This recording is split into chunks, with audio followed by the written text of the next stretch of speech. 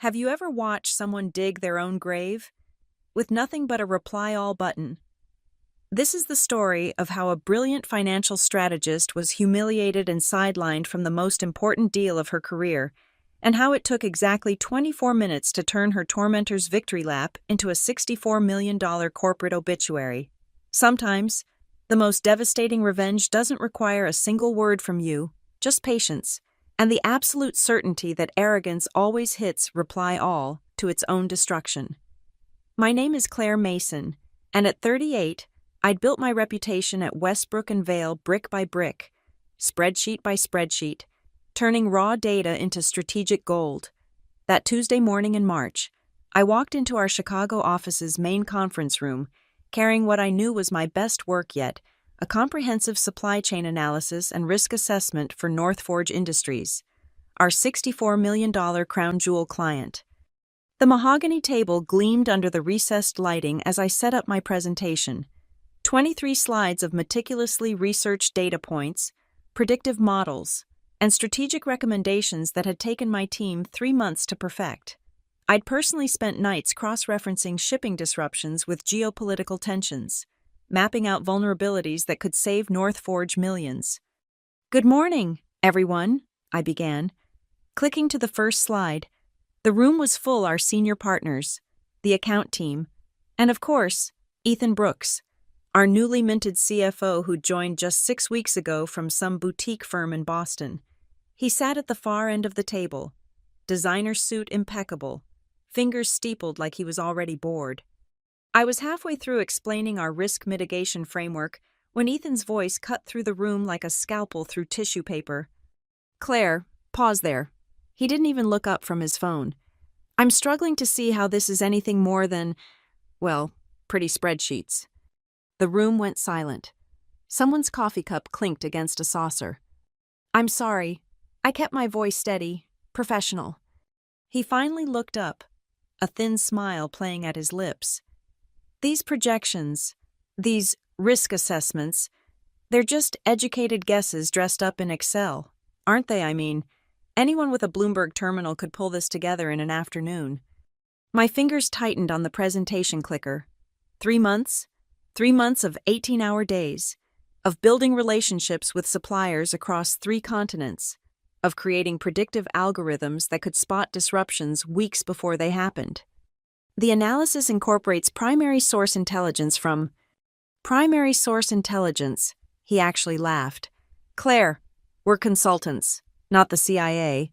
North Forge needs vision, not paranoia about what might go wrong with their supply chain." The senior partners shifted uncomfortably. Jim Paulson, who'd brought me onto this account 2 years ago, wouldn't meet my eyes. Ethan stood up, buttoning his jacket with practiced ease. "Here's what we're going to do. I'll take the lead on the North Forge presentation next week. We need to focus on growth opportunities, not doom and gloom scenarios." He turned to me with that patronizing smile. "Claire, you can still contribute. Someone needs to make sure the slides are formatted correctly. You know, consistent fonts, aligned graphics, the details. Formatted correctly. 2 master's degrees, a decade of experience, the architect of 3 successful corporate turnarounds, reduced to a PowerPoint formatter. The risk assessment is crucial for..." "Was crucial," Ethan interrupted. "Past tense. We're pivoting to a more optimistic narrative. North Forge wants to hear about possibilities, not problems." He walked toward the door, then paused. "Oh, and Claire, make sure you send me all your raw data. I'll need to understand it well enough to present it. Simplified, of course. We can't bore them with too many numbers." The door closed behind him with a soft click that might as well have been a gunshot. The room slowly came back to life. People gathered their things, avoiding eye contact with me. Jim finally spoke, his voice barely above a whisper. "Claire, I'm sorry. He has the board's ear right now. Just play along for a few weeks." Play along, as if my professional humiliation was just another corporate game. I stayed in that conference room after everyone left, staring at my slides, each one representing days of work, insights that could save North Forge from catastrophic supply chain failures I knew were coming. Ethan had just relegated me from strategic advisor to PowerPoint janitor in front of everyone who mattered. I closed my laptop slowly, deliberately. On the surface, I maintained the same calm professionalism that had carried me through a dozen corporate crises. But underneath, something darker was taking shape. Ethan Brooks had just made a critical error. He'd mistaken my silence for submission, my professionalism for weakness. He wanted the spotlight on the North Forge account fine. I'd make sure he got all the light he could handle. Sometimes the brightest spotlight is the one that illuminates your mistakes for the whole world to see.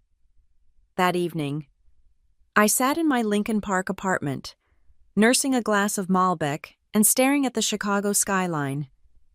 The humiliation still burned fresh, but I'd learned long ago that rage without strategy was just noise. I needed something more precise than anger. I needed an ally. My fingers found the worn leather journal tucked between cookbooks on my kitchen shelf, a gift from Linda Cross 5 years ago, when she was still CFO at North Forge, and I was just a senior analyst trying to prove myself. She'd been my informal mentor during a joint project, teaching me that the real power in corporate America wasn't in the loudest voice in the room, but in knowing which strings to pull and when. Strategy isn't just about numbers, Claire. She told me over dinner after a particularly brutal negotiation. It's about making people believe in those numbers, but more importantly, it's about being there when they stop believing in someone else's. I opened my laptop and typed a brief message to her personal email. Linda, hope you're well.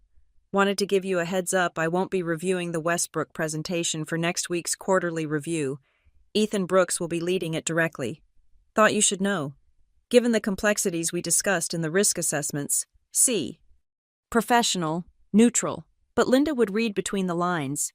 She'd understand that won't be reviewing meant was forcibly removed from, and complexities meant critical issues that need expert explanation. Her response came within minutes. Understood. Looking forward to hearing the new perspective. That was it. 3 sentences that told me everything. Linda Cross didn't do small talk in emails. Looking forward from her was like a shark saying it was interested in swimming patterns. She was preparing something. I pulled out the original North Forge files, spreading them across my dining table. Every supply chain vulnerability we'd identified, every supplier relationship that hung by a thread, every geopolitical risk that Ethan had dismissed as paranoia, the port strikes in Vietnam that would hit in Q3, the rare earth mineral shortage that would affect their primary manufacturer in Malaysia, the single-source dependency for their critical component that one factory fire could devastate. Ethan wanted to paint a rosy picture. He'd have to do it without understanding any of these landmines, because I certainly wasn't going to map them out for him. He'd asked for the raw data, and that's exactly what he'd get: 64 gigabytes of unprocessed spreadsheets, without the analysis framework that made them meaningful, like giving someone a dictionary in Mandarin and asking them to write poetry. My phone buzzed. A text from Marcus, one of my senior analysts. Heard what happened. That was bullshit. Then another from Sarah, my data specialist. The whole team knows that was your work. We're with you. I appreciated the loyalty, but I didn't need sympathy. I needed patience. Ethan Brooks had no idea who Linda Cross really was, not just a CFO, but a former McKinsey partner who'd rebuilt 2 Fortune 500 companies and had a reputation for eating pretenders alive. She'd been polite in our previous meetings because I'd been there to translate the complexities. Without me, Ethan would be walking into a lion's den wearing a suit made of ribeye. I pulled up Ethan's background again on LinkedIn. Boston University MBA. 3 years at that boutique firm. A few medium-sized wins. Impressive on paper. But he'd never dealt with a client like North Forge, never navigated a supply chain crisis, never faced someone like Linda who could smell incompetence through a video screen. The wine was warm now, forgotten in my hand as I studied the chessboard taking shape. Ethan thought he'd won by pushing me aside, but in chess, sometimes the best move is to let your opponent take your queen, especially when you've already seen the checkmate 6 moves ahead.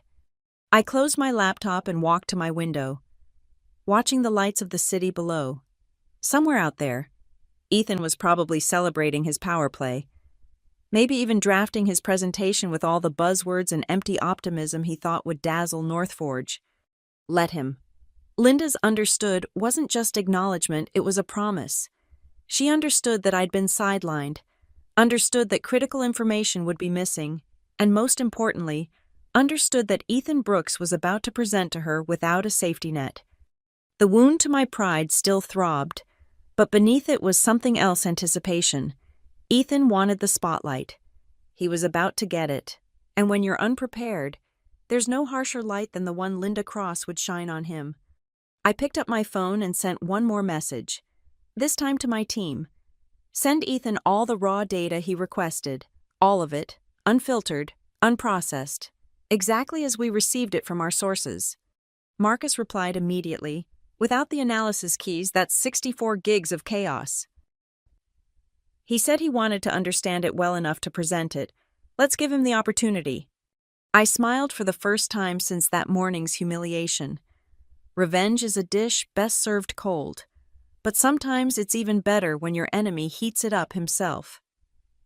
The Northforge headquarters in downtown Chicago was a monument to corporate power, 40 floors of glass and steel overlooking the river. I arrived 15 minutes early.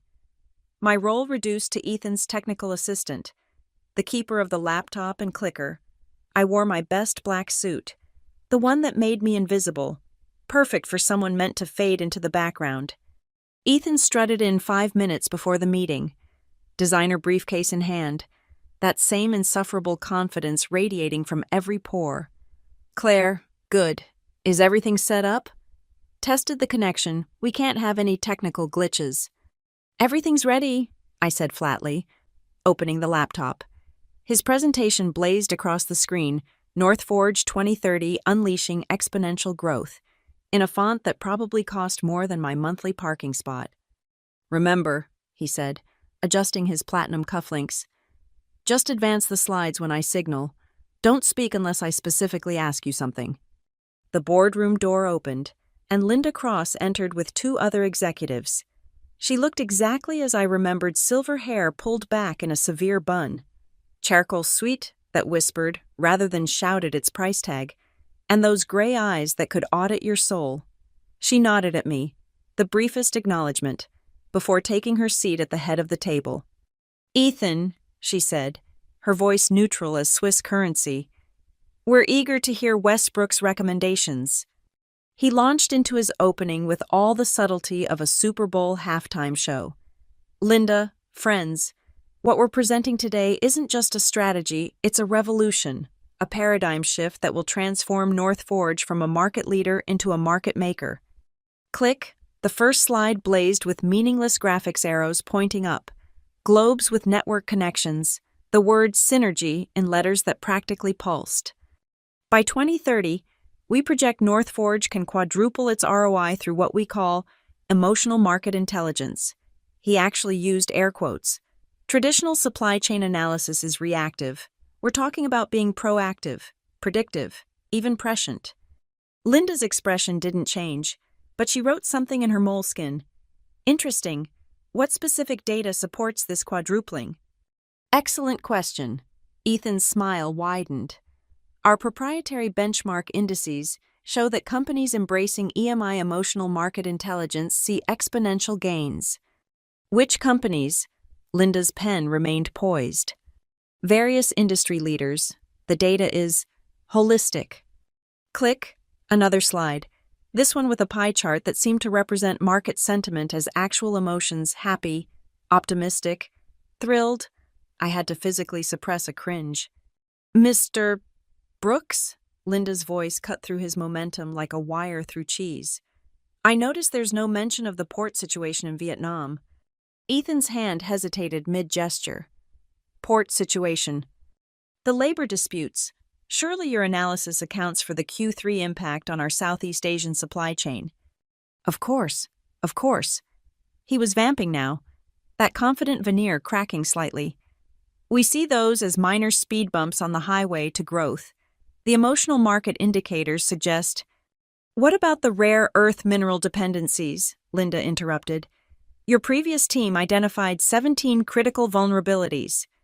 Previous team. She'd just drawn a line between my work and whatever this was. Right, yes, the minerals. Sweat beaded on Ethan's forehead despite the Arctic air conditioning. We've reimagined those not as vulnerabilities but as opportunity zones for dynamic sourcing.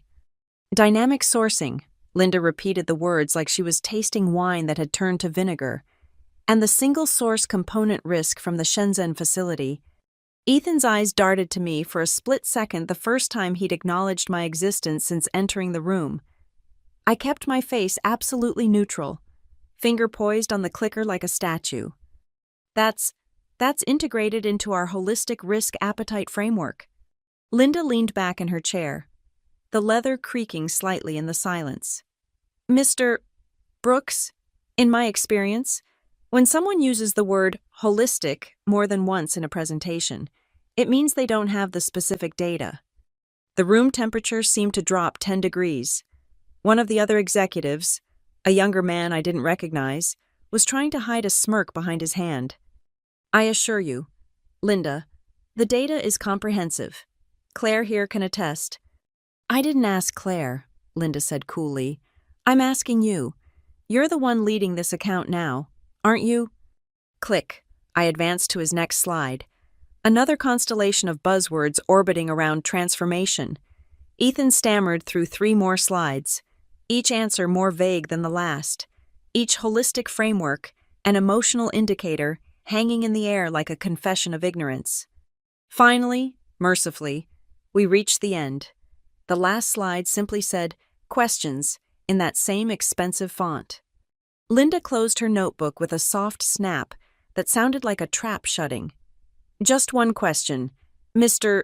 Brooks, do you actually understand the analysis that Claire's team produced?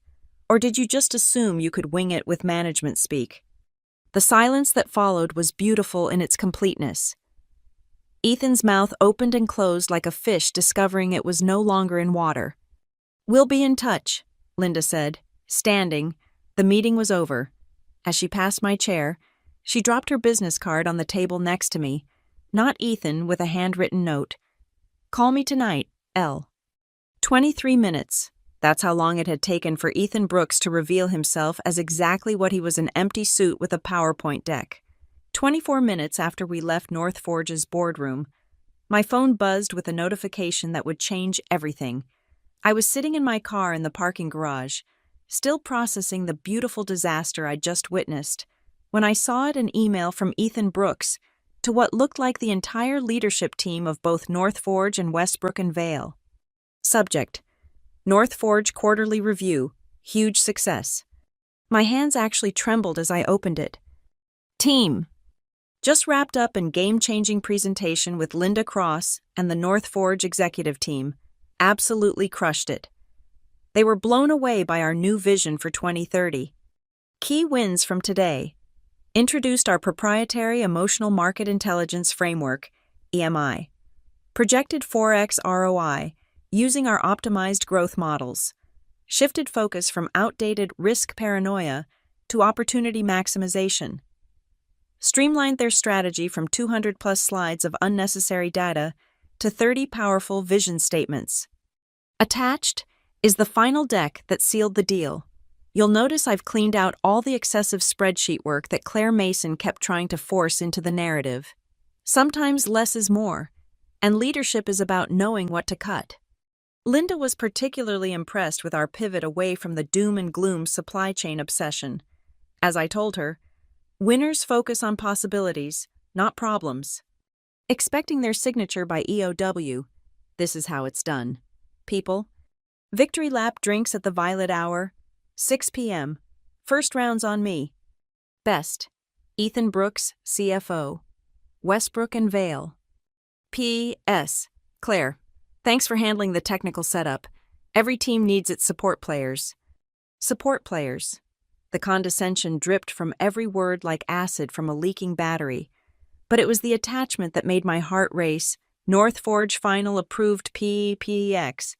His bastardized version of my work. Now documented proof of everything he'd stripped away. My phone rang before I could process my rage. Linda Cross. I assume you've seen it. Her voice was ice-cold fury wrapped in professional calm. Just now. Check your email again. I refreshed. There it was. Linda's reply all to Ethan's victory lap, sent exactly 3 minutes after his original message. The subject line alone was a masterpiece. North Forge quarterly review clarification needed. Ethan, thank you for your email. However, I believe there may be some misunderstanding about our meeting today. To clarify for all stakeholders, North Forge has several concerns. 1. The emotional market intelligence framework appears to lack any quantitative foundation. When asked for specific data, none was provided. 2. The 4x ROI projection was unsupported by any actual analysis. 3. Most troublingly, your presentation omitted critical supply chain vulnerabilities that we know Westbrook previously identified, including imminent port strikes in Vietnam affecting 60% of our Q3 shipments, single-source dependency risks in Shenzhen, rare earth mineral shortages impacting 17 product lines. For comparison, I'm attaching the original analysis prepared by Claire Mason's team CC'd, which addresses all these points with actual data, sources, and mitigation strategies. The contrast is illuminating.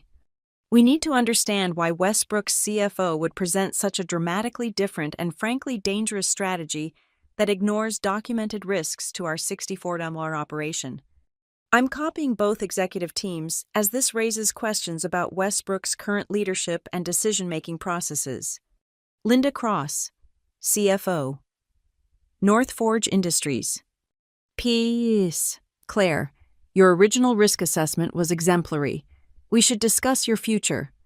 She'd attached my complete original presentation, all 200 slides of meticulously researched data, every risk mapped, every mitigation strategy outlined, every source cited. The contrast with Ethan's cotton candy PowerPoint was devastating.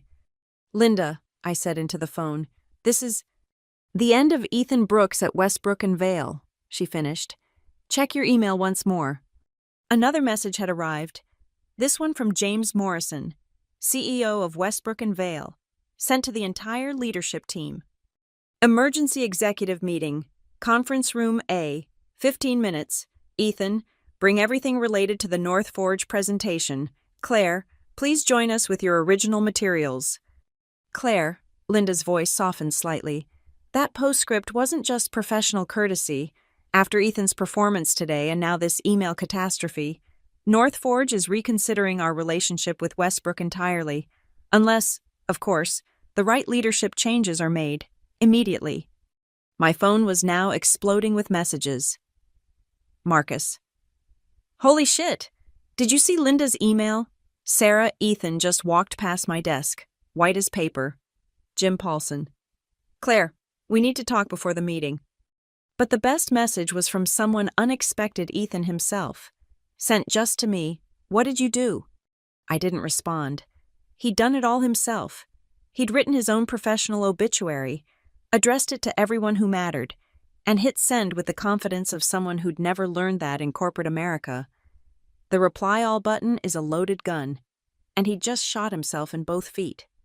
24 minutes. That's all it had taken from his triumphant email to his complete destruction. I started my car, heading back to the office for what would be Ethan's execution and, if Linda's hint was accurate, my coronation. The parking garage's fluorescent lights flickered as I drove toward the exit, and I couldn't help but smile. Ethan wanted the spotlight. He'd gotten it, every devastating watt of it. The next morning arrived with the kind of corporate earthquake that makes business school case studies. I'd barely settled at my desk with my first coffee when Jim Paulson appeared in my doorway, his face grave. It's official, he said quietly. Check your email. The message from James Morrison, CEO of Westbrook and Vale, was sent to all staff at 8:47 a.m. Team, I'm writing to inform you of an important client update. North Forge Industries has decided to terminate their engagement with Westbrook and Vale, effective immediately. This decision follows yesterday's quarterly review presentation, which failed to meet their strategic requirements and omitted critical risk assessments. The loss of this $64 million account represents a significant setback for our firm. The executive committee will be meeting throughout the day to address the immediate implications and necessary restructuring. We deeply regret this outcome and are committed to learning from this experience. James Morrison, CEO. $64 million. Gone. The number hung in the air like smoke from a 4-alarm fire. My desk phone rang before I could process the magnitude. Claire, James wants you in conference room A. Now. His assistant's voice was tight with barely controlled panic. The C-suite floor was chaos orchestrated in whispers. Assistants huddled over phones. Legal was camped out in the small conference room, and through the glass walls of conference room A, I could see the entire executive committee assembled like a tribunal. Ethan sat at the far end of the table, his designer suit now looking like expensive armor that had failed to protect him. James Morrison stood as I entered. Claire, sit. We need to understand exactly what happened. I placed my laptop on the table, my original North Forge presentation already loaded. Would you like me to walk you through what was supposed to be presented versus what actually was? No need, said Patricia Wells, our Chief Operating Officer, sliding a printed email across the table. It was from Linda Cross to James, sent at 7:15 a.m. Linda Cross already did that. She also made it clear that Ethan's presentation didn't just lose us the account, it exposed us to potential liability. If North Forge had followed his recommendations and ignored the risks your team identified, they could have faced catastrophic supply chain failures. James turned to Ethan. You removed critical risk assessments from a client presentation. You presented fictional frameworks without data. You sent a victory lap email claiming success while the client was drafting our termination. Explain yourself. Ethan's voice cracked slightly. I was trying to modernize our approach. Claire's analysis was too pessimistic, too focused on problems rather than opportunities. Problems that are happening right now, Patricia interrupted, holding up her phone. Reuters, 15 minutes ago. Major port strike begins in Vietnam. Supply chains disrupted. Claire predicted this 3 months ago. It was in her slides, the ones you deleted. The room fell silent except for the hum of the air conditioning. Ethan, James's voice was funeral director soft. You've cost us our largest client, damaged our reputation, and potentially exposed us to legal action. You're terminated.